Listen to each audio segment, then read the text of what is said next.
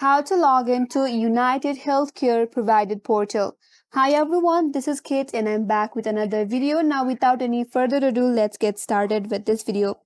First of all, open up any web browser that you are comfortable with and on the search URL type in uhcprovider.com and then press enter in your keyboard.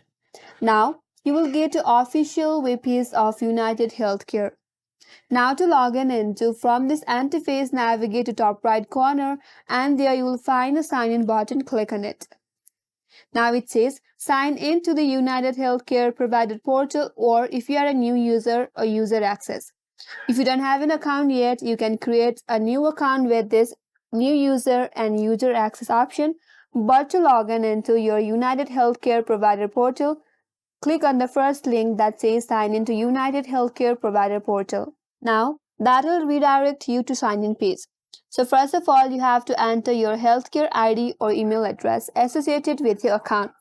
So type in your email address or your ID and make sure you enter your correct email address or ID. In case you forgot your ID, there is an option to recover. Click on Forgot One Healthcare ID and that link will help you out to recover your ID. After that, click on this Continue button. Be asked to enter your password.